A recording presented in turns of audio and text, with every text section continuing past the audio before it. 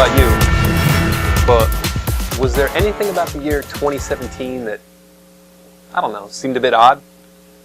Not necessarily odd in a bad way. Could be odd in a good way, like Staff Sergeant Masuda, the 58th Aerial Corps. But nevertheless, the point is, don't worry about last year, because everything is nice and even now. It's 2018, I'm Tech Sergeant King, and this is your Channel 50 News.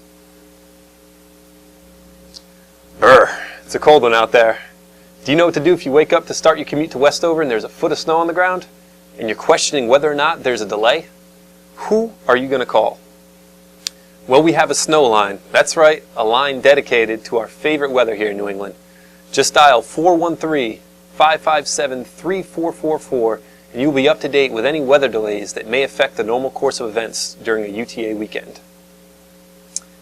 This Monday, January 15th, is Martin Luther King Day and would have been the 89th birthday of Reverend Martin Luther King Jr. He was a Baptist minister, a Nobel Peace Prize winner, and civil rights leader who championed justice and equality. His powerful words resonate with us today, quote, "Our lives begin to end the day that we become silent about things that matter," end quote. He was assassinated in 1968 at the age of 39. Oh, excuse me.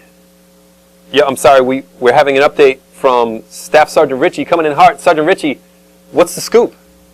Well, I'm pretty excited because one of my New Year's resolutions is to go back to school and finish up my degree.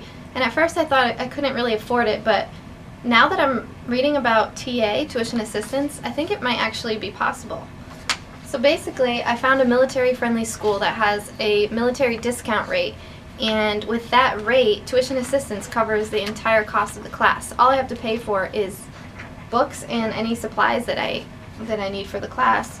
And if you can't make it to a class, you can take an online course, and TA is applicable to that too.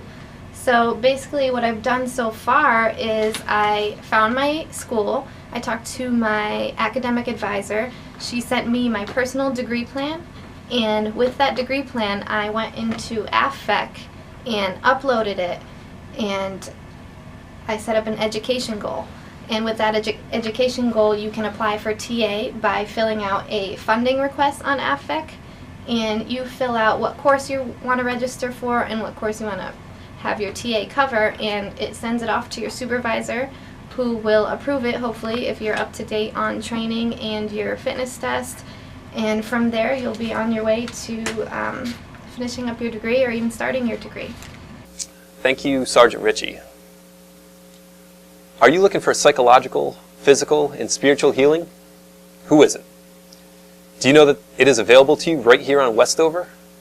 Saturdays and Sundays of the UTA weekend between 11:30 and 12:30, you should go to the Fitness Center, Court Number 2, and participate in the I Rest yoga course. You'll be able to relax deeply, release stress, and take control back over your life. For more information, please contact Lisa Delgado at 413-557-2456. You will be happy with the results. I guarantee it. And that'll do it for this month. I'm Tech Sergeant King, reminding you to live in fame or go down in flames. We'll see you next UTA weekend. It's going to be a good one. It's the month of love.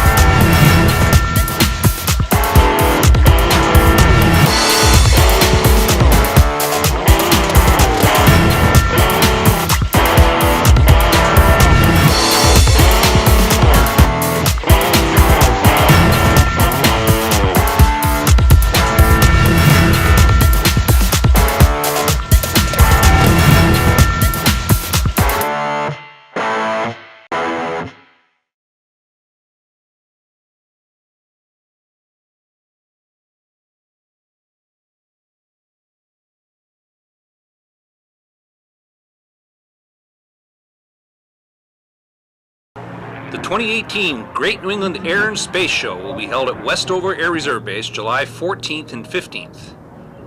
The air show features the headliners, the U.S. Air Force Thunderbirds.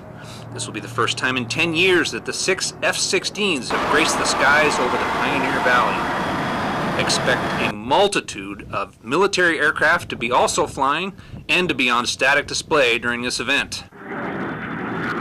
For more information on this air show, please visit www.greatnewenglandairshow.com.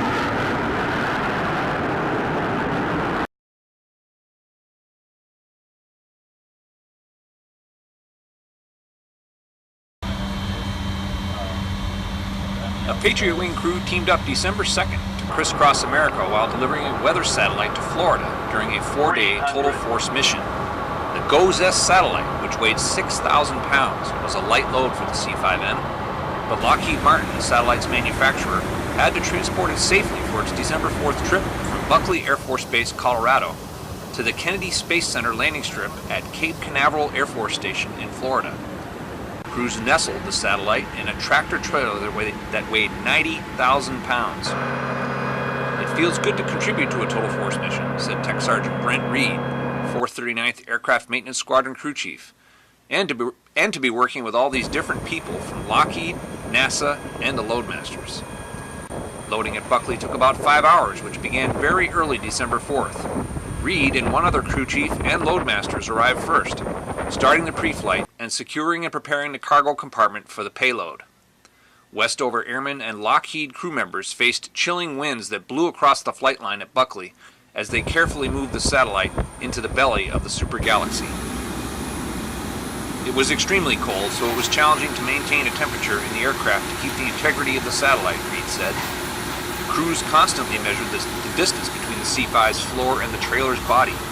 Powerful winches from inside the aircraft gingerly pulled the satellite into the C-5's 121-foot-long cargo bay. With the upload complete, the C-5M weighed in at 650,000 pounds on takeoff out of Buckley. The total force comprises Air Mobility Command's fleet of active duty, reserve, and guard airlifters. AMC tasked the Westover crew with this mission. This sounded like a neat opportunity, said Senior Airman Ashley Koska, a 337th Airlift Squadron Loadmaster, as she met with several southern Florida media outlets for interviews December 4th near the C-5. 3 media members were also along for the mission from Buckley to Cape Canaveral. They included Meredith Garofalo and Benjamin Strauss with the Weather Nation Network. These people are so hospitable, Garofalo said of the aircrew during an in-flight visit to the C-5M cockpit. This makes me want to join the military, Strauss added. The mission originated December 2nd at Westover with a near 4-hour flight to Buckley, an Air Force Space Command base. Westover and Lockheed crews offloaded the satellite December 5th. 5 more Patriot Wing airmen joined the effort December 5th to assist with the offload. GOES-S, part of the next generation of weather satellites operated by the National Oceanic and Atmospheric Administration, is expected to launch into space sometime in early 2018.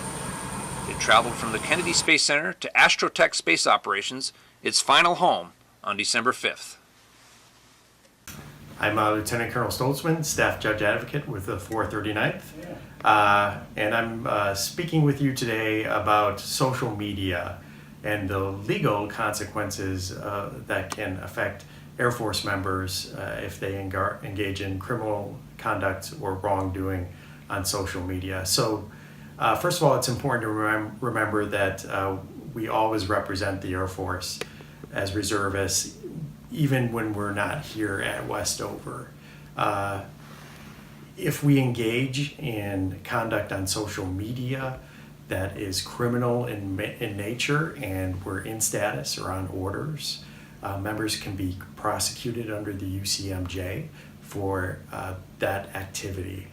But even if people engage or members engage in misconduct or wrongdoing on social media and they're not in status, the Air Force can still take administrative action against them up to and including administrative discharge. So if members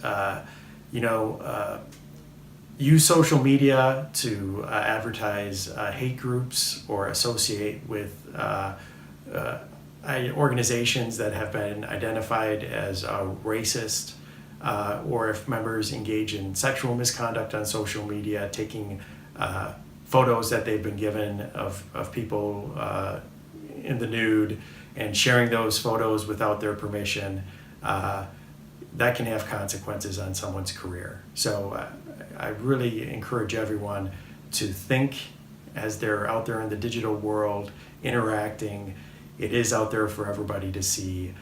The more information we share about ourselves, the higher standard we have to hold ourselves to, because we have to treat each other and the taxpayers who pay for us with dignity and respect, and hold ourselves to that high standard in order to best represent the Air Force and make sure that we're able to execute our mission.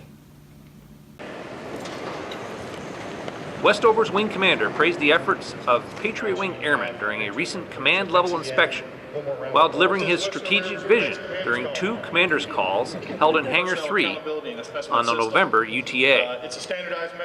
"We earned an overall grade of effective, and that's because of your hard work out there," said Colonel D. Scott Durham, who's led the Patriot Wing since June of 2017. An Air Force Reserve Command capstone team arrived at Westover in latter September. They evaluated 4 areas: managing resources, leading the people, improving the unit, and executing the mission. Part of Commander's call also included the boss's intent to literally see eye to eye with his airmen.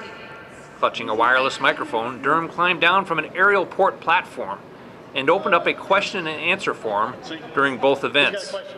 He took questions from the audience and gave answers to the questions and issues right on the spot.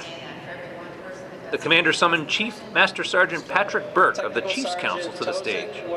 Burke presented a $500 2017 Chiefs Council scholarship check to Tech Sergeant Matthew Tozek, 42nd Aerial Port Squadron. The commander then addressed other key topics such as the base's readiness posture, capstone results, upcoming exercises, and the key spouses organization. Guest speaker was the Director of Psychological Health, Lisa Delgado. She introduced herself to the attendees and informed them of the importance of their mental health and advised them to reach out when they need assistance. The next commander's calls are scheduled for June of 2018. This is Senior Master Sergeant Andrew Biscoe reporting for Westover News Network.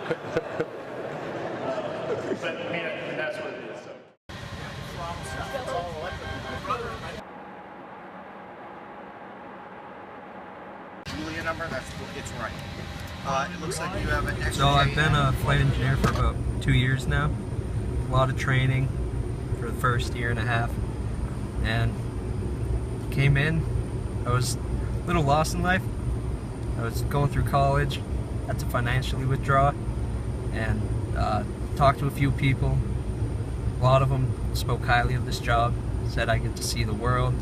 It helped me get through college, and I'd learn everything along the way. Just backing up the pilots on everything they do, making sure the plane's good to go for them, keep systems up. If anything goes wrong, just stay calm.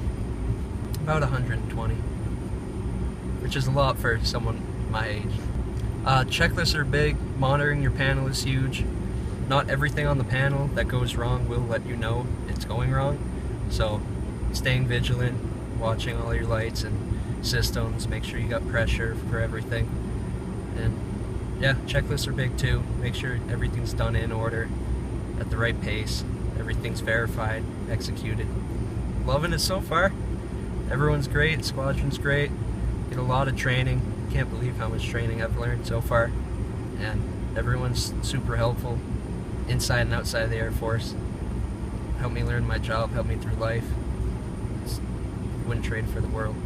I started my adventure in the Air Force Reserve as a payload system operator. Flight medic in the Air Force Reserve. I'm a pilot for the Air Force Thunderbirds demonstration team. We do a lot in a little bit of time, and we have to do it very efficiently. It's a very exciting career. The Reserve gave me the opportunity to learn something totally different from what I did. The training in the Air Force Reserve is second to none. The most exciting thing in the Air Force Reserve is to be able to travel. It gave me the opportunity to go to college. That was definitely a bonus. And the Air Force Reserve gave me all those opportunities, and then even more. Start your adventure in the Air Force Reserve.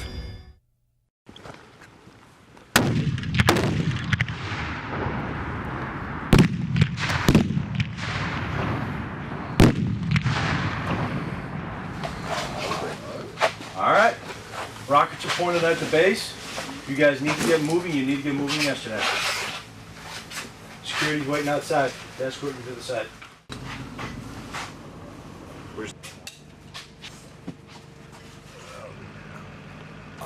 I'm Senior Airman Massey with 439th EOD. We're here doing a battlefield operation assessment. We're out here taking care of an IRL call, an improvised rocket launcher. Oh, nice. Yeah, I don't think we got an airstrike attack early this morning and got the call immediately that there was one out here near the flight line. And we came out here, took care of the circuit, and moved the improvised rocket so that it is no longer pointing towards the base. And we're here waiting for first light to take care of the rest. This has been a great experience, and I've been learning a lot. And we do this operational assessment every year because it lets us train longer than a conventional UTA. So normally we get 2 8-hour days that's broken up by a lot of medical appointments, CBT training, formations at the squadron, all the business as usual, I guess you could call it, for a squadron on a drill weekend. But when we come out here for 4 days, we kind of get an unabridged time to train where we can work from sunup to sundown and even further than those hours, as you're seeing today, to get quality training. Overseas, guys get really stressed out and taxed physically, emotionally, mentally, and the only way to train for that is to put yourself in it. So we're out here on limited sleep multiple days in a row, walking around the base all day and night, because the only way to train for that scenario of being tired, being dehydrated, being exhausted, is to put yourself there. You don't know what you have in the tank until you've tested it, so we have to come out here and kind of figure out what everybody's worth, so to speak. Fire in the hole! Fire in the hole! Fire in the hole!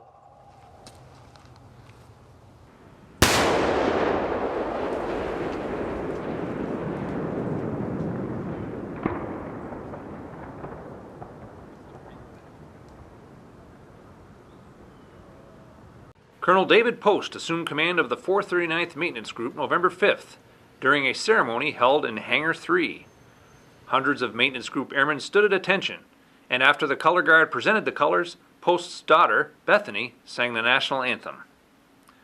Post is no stranger to Westover, having been assigned to the Patriot Wing in the late 1990s. Colonel D. Scott Durham, 439th Airlift Wing commander and presiding officer at the ceremony, welcomed the new Maintenance Group commander back to Westover and mentioned that he had cut his teeth right here with the Patriot Wing as a captain 20 years earlier. Post expressed how he was pleased to be back at Westover, and he recalled the earlier days of his career as an Air Reserve technician in maintenance and logistics roles, while blending in some humor too. So now is the point where I had planned to present my 5-page dissertation, Post said as he looked out at the formation of airmen. But I'll instead spend just a few minutes up here telling you how glad I am to be back here at Westover and to have the opportunity to lead this fine organization.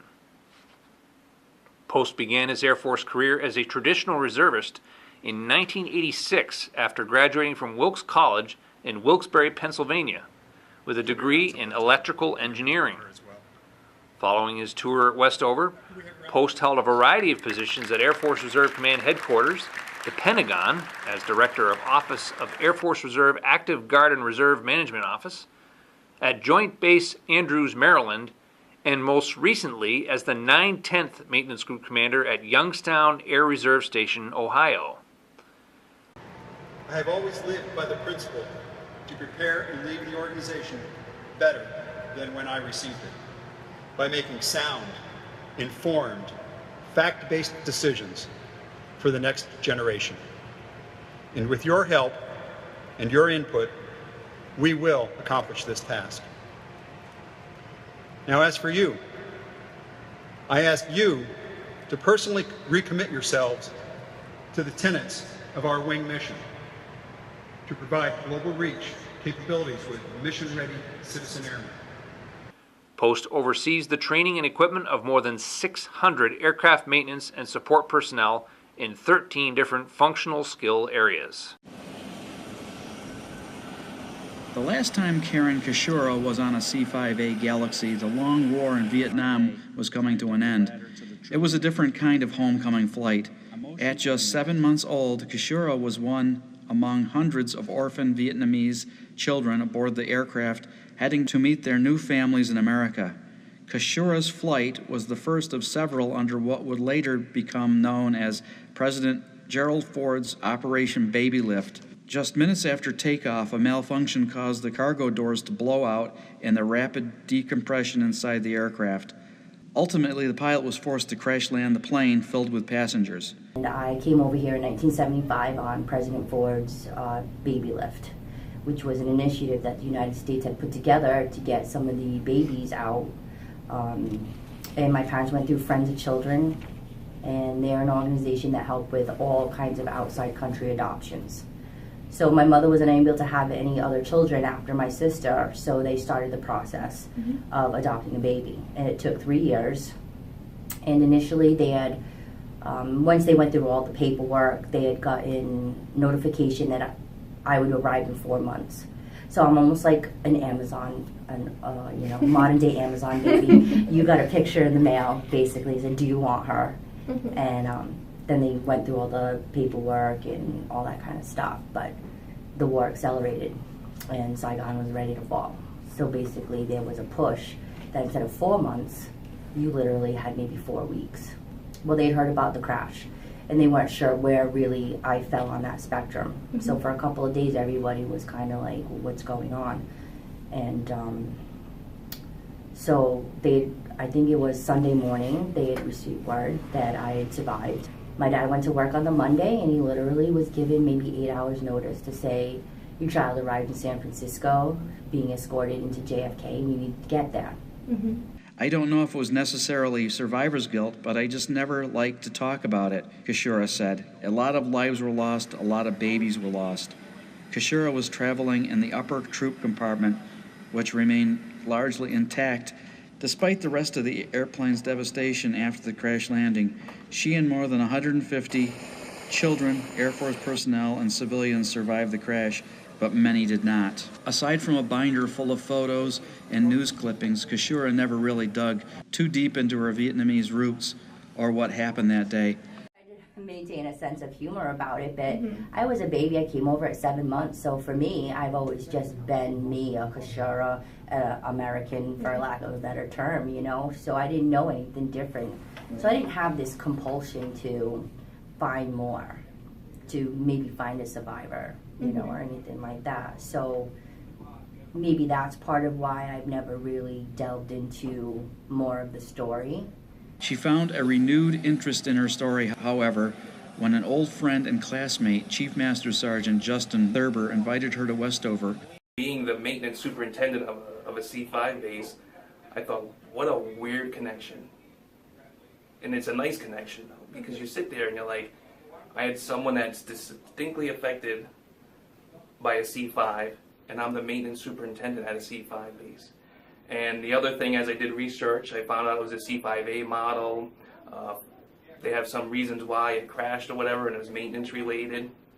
So I said, you know what, we have a C5A that's leaving. It's going to be the last one in the Air Force inventory. It's going to the boneyard next month. And I said, well, maybe I'll invite her up. And that was kind of tough for me to do. It was kind of tough. I talked to PA about it. I said, hey, listen, I have a friend. They're like, oh, if she wants to come in, have her come in, because I want to get authorization to have you come up. But, for me it was difficult because I knew you for a while, and like I said, never knowing that happened, I was kind of, I don't know how you felt about it. Kashura graciously accepted Thurber's invitation to Westover, despite his hesitation to dive into an aspect of his friend's personal life that she had always kept to herself. This visit brought about my desire to know more, Kashura said. When I came here, I didn't just want to look at the planes. I wanted to be more than that. I wanted to connect with it. Emotion overcame Kashura as she and a group of her family members and friends climbed up the ladder to the troop compartment inside the C5A. This closes that chapter for me. The best part of the experience was seeing one of Westover's C5s soaring through the air. I had an enormous sense of peace seeing the plane take off and fly. Okay, go ahead. He's taking video.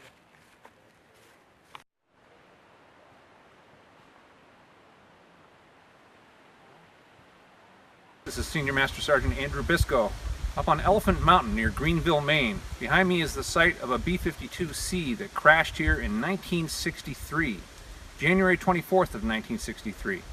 This is a site that's dedicated to the folks that were flying that plane on that ill-fated mission that took off from Westover at noontime on January 24th, 1963.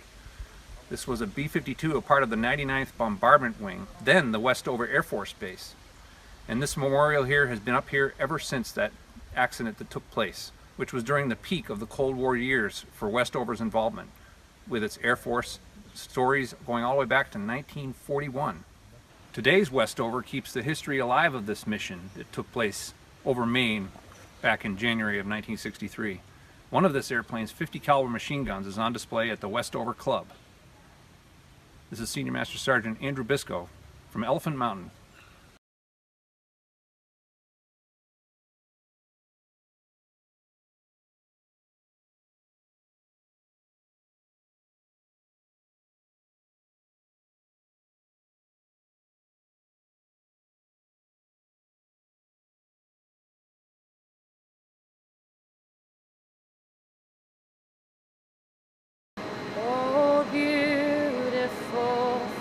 Spacious skies, for amber waves of grain, for purple mountains, majesties above the fruited plains. America, America, God shed His grace on thee.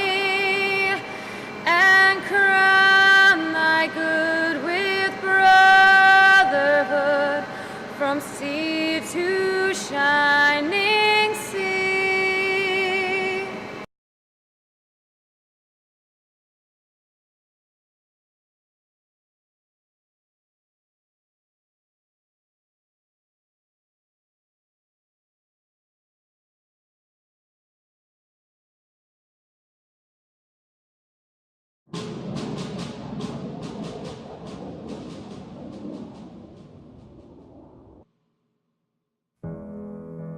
We weren't the kind to go looking for the spotlight. We didn't need our hands held. We did our jobs just fine without getting pats on the head. Of course, when something went wrong, or something got busted, yeah, that's when the spotlight found us. The Air Force never did manage to build a plane that would fix itself. We're maintainers, flight line warriors. And when it's not hot, miserable, dirty work, it's cold, miserable, dirty work. We love it. We hate it, but we love it. Because we love this country. We love making things right. We love the challenge. We love the pressure, the deadlines, the long hours. If it was easy, we wouldn't get that rush of accomplishment. We live for that rush, and we get it every day. With our hands, we make that jet fly again. We turn a bunch of metal and circuits back into a missile. We're inside these machines, in the cockpits, in the landing gear, the munitions, the engines, every button every pilot ever pushed. That's us. You think a B-52 has a lot of complicated wires? You've never seen how we're wired. We're part of a team no one on the outside will ever understand. You won't get it until you're in it, until you're one of us. That's our world inside the red line. You enter our world where we tell you. People try to tell us all the time that our jobs are just as important as the pilots. It's not a competition. If we don't do our jobs right, people get hurt. Of course our jobs are important. Do the unsung heroes need to be sung about every now and then? Maybe. But don't sing too long, because with all due respect, we've got work to do. We'll roll our eyes and then we'll roll up our sleeves. We'll get it done, because if we don't get it done, it doesn't get done. We know we're good. We don't want other people to know we're good. We just want them to know that we know. The satisfaction we get, we keep on the inside. We are a special breed, maintainers. We're a team, crazy loyal to our country and tirelessly devoted to our mission. We pull 12s, we work nights and weekends, we don't sleep, and we stick together. If it breaks, we fix it, no matter what. We are the men and women who keep this Air Force flying. We are the driving force. We're the glue, we're the sweat, we're the wrenches in the coffee. And if you want to know the truth, there's only one reason maintainers couldn't fix the whole world. Can't fit the whole world into a hangar. Aim high, Airman.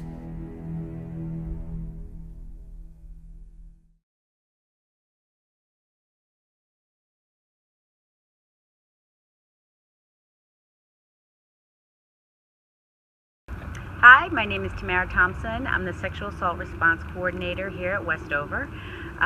You can come and ask questions relating to sexual assault. Everything that you say to me is confidential, except for if you tell me you're going to hurt yourself or hurt somebody else, then I'm obligated, because I'm licensed, to make sure that you're safe or anybody else is safe. Right now, the office is open from 8 to 4:30. But we have a 24-hour, 7-day-a-week hotline that you can always call, and that number is 413-687-3543. And you can always call the office number, and that number is 557-7272. My name is Wilbert Guilford.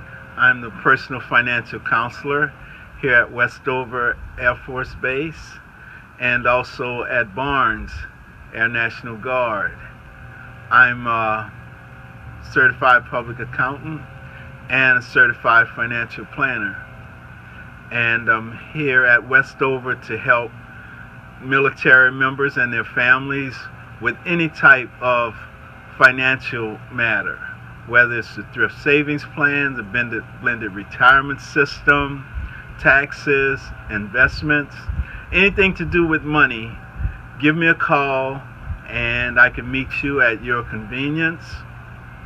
My phone number is 480-403-1086.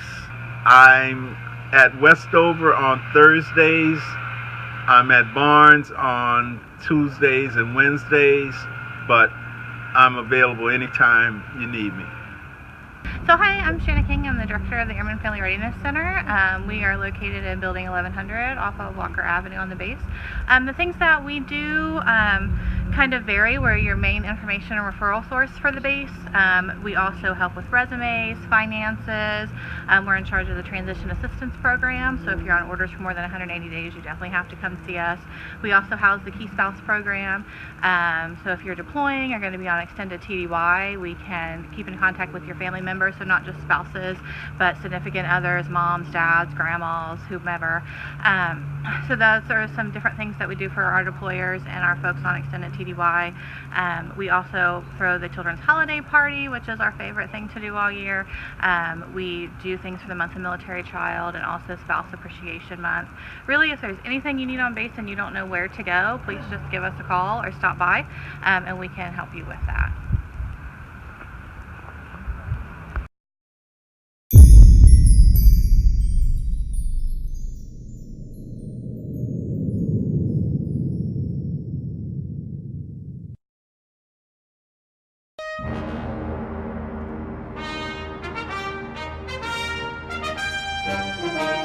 The United States Air Force Reserve is a combat-ready force with over 70,000 reservists.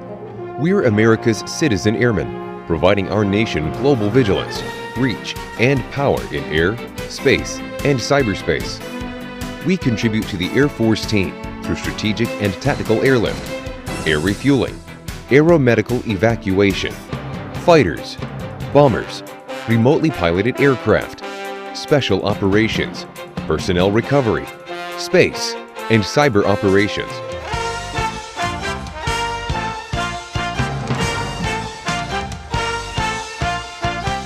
Air Force reservists also perform unique missions, including aerial spraying, hurricane hunting, and a shared mission of aerial firefighting with the Air National Guard. We're medical health professionals, lawyers, civil engineers, force support personnel, chaplains, intelligence professionals, aircraft maintainers, and security forces. As a federal Title X force, individual reserve members are assigned throughout the Department of Defense, including the staffs of the Office of the Secretary of Defense, the Joint Staff, combatant commands, major commands, and numerous defense and intelligence agencies. The Air Force Reserve provides operational capability, strategic depth, and surge capacity for our nation across the spectrum of conflict, from humanitarian relief and natural disasters to major combat operations. The majority of our citizen airmen serve part-time, providing combat-tested experience at a cost-efficient rate in the fulfillment of combatant commander requirements.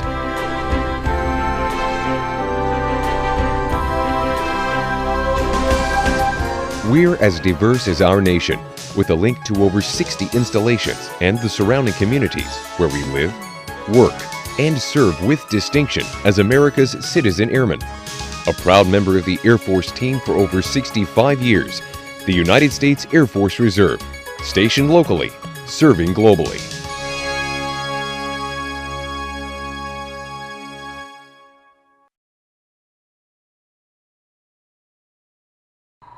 Public Affairs tagged along recently with airmen who see to making their wingmen more comfortable here amid the Rock's intense desert heat.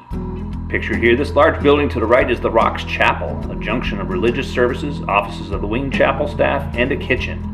And earlier this summer, when the heat was really on, the air conditioners didn't work, and it was HVAC to the rescue. And thanks be to God, he got it running, and it's gotten cooler, and it's going to get even cooler, so it's wonderful. Temperatures here regularly soar above 110 degrees during the summer, and one engineer tells us that it was even hotter when he first arrived in July. The first few days it was really rough. I think our second day here was like the hottest day in probably like 10 years, I think they said. They've been battling the desert sun as it squares off against one of the coldest rooms at the Rock, the Rations Freezer, located near the Desert Winds dining facility. Essentially a massive refrigerator, this is where the HVAC airmen are trying to ensure that frozen pallets of food that marauders eventually consume at the dining facility stay frozen. At first it was pretty busy, but it's slowing down. We still have a lot of work, a lot of things to catch up on, but we definitely slowed down from the first couple of weeks. The HVAC flight maintains more than 725 air conditioning units across the Rock. And Chaplain Ballou appreciates the hard work of Master Sergeant Hallfelder and his HVAC crew. Thank you, God bless you, because, just that little bit that he did for us in the heat that he was working in to bring our heat down in this office and in this building was absolutely wonderful. And there he is out there, you want some water, you want something, and he's, no, they're out there, and they're out working. I think they come in at 3 or 4 in the morning so they can get a jump on this before it gets too hot.